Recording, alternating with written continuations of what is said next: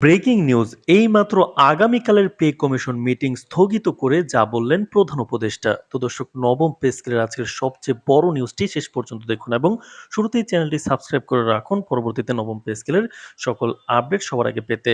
তো দর্শক, এইমাত্র পাওয়া এক গুরুত্বপূর্ণ খবরে জানা গেছে সরকারি কর্মচারীদের বহুল প্রতীক্ষিত আগামীকালের পে কমিশনের নির্ধারিত বৈঠক হঠাৎ করেই স্থগিত করা হয়েছে।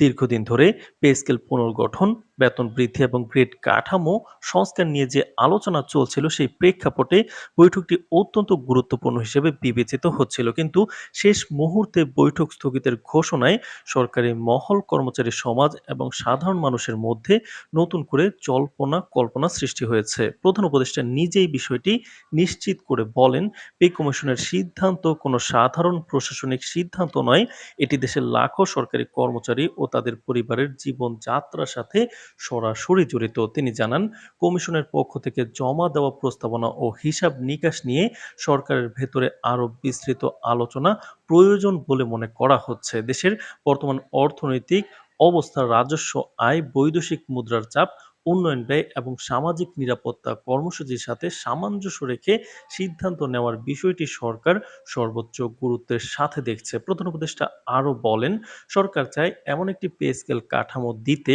যা একদিকে যেমন সরকারি কর্মচারীদের ন্যায্য অধিকার নিশ্চিত করবে, অন্যদিকে তেমনি রাষ্ট্রীয় অর্থনীতিকে অস্থিতিশীল করবে না। তিনি স্পষ্ট করে বলেন, তড়িঘড়ি করে কোনো ঘোষণা দিয়ে পরে সংশোধনে যাওয়ার পথ সরকার বর্তমানে নিতে চায় না। এজন্যই আগামীকালের বৃহস্পতিবারের বৈঠক স্থগিত রেখে কমিশনের সুপারিশগুলো নতুন করে বিশ্লেষণের সিদ্ধান্ত নেওয়া হয়েছে।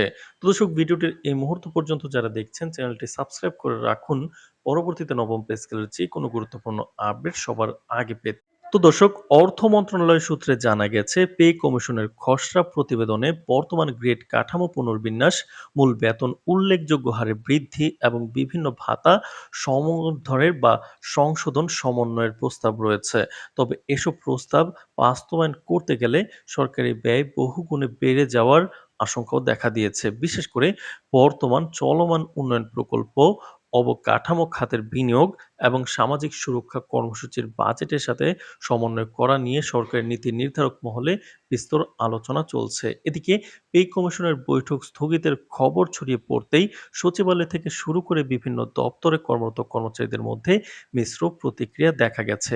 অনেক কর্মচারী মনে করছেন, বৈঠক স্থগিত হলেও সরকার যদি বাস্তবসম্মত ও সম্মানজনক পে স্কেল দেয় তবে কিছুটা বিলম্ব মেনে নেওয়া যায়।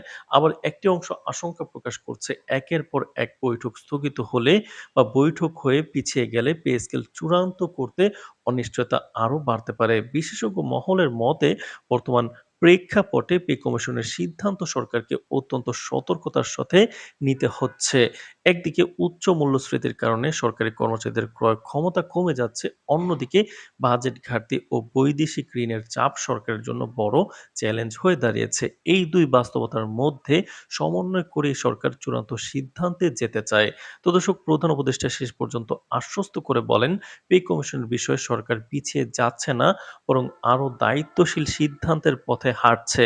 তিনি জানান, খুব শিগগিরই নতুন তারিখ নির্ধারণ করে বৈঠক আহ্বান করা হবে এবং তখন পে স্কেল নিয়ে একটি সুস্পষ্ট দিক নির্দেশনা পাওয়া যাবে। সবকিছু ঠিক থাকলে কমিশনের সুপারিশ চূড়ান্ত করে গ্যাজেট প্রকাশের দিকেও সরকার অগ্রসর হবে নির্বাচনের আগেই, এটা বলে ইঙ্গিত দেন তিনি। তো দর্শক, ভিডিওটির এই মুহূর্ত পর্যন্ত যারা দেখছেন চ্যানেলটি সাবস্ক্রাইব করে রাখুন পরবর্তীতে নবম পে স্কেলের সকল আপডেট সবার আগে পেতে। তো দর্শক, এর ফলে এখন সব নজর নতুন বৈঠকের তারিখ ও সরকারের পরবর্তী ঘোষণার দিকে। সরকারি কর্মচারী সহ সংশ্লিষ্ট সকলেই আশা করছেন, বিলম্বের পর হলেও পে কমিশনের সিদ্ধান্ত হবে বাস্তবসম্মত, ন্যায্য এবং দেশের সামগ্রিক অর্থনৈতিক স্থিতিশীলতার সাথে সামঞ্জস্যপূর্ণ। তো দর্শক, সরকারি কর্মকর্তারা কিন্তু নবম পে স্কেলের দাবিতে মাঠে ছিলেন, রাস্তায় নেমেছেন এবং দাবি আদায়ে বিভিন্ন কর্মসূচি পালন করছেন। কিন্তু তবুও সরকার পিছিয়ে যাচ্ছে ১ বছর ধরে। যদিও বলা হচ্ছে খুব শিগগিরই পে স্কেল দিয়ে দেওয়া হবে, কিন্তু এবারও পিছিয়ে গেল।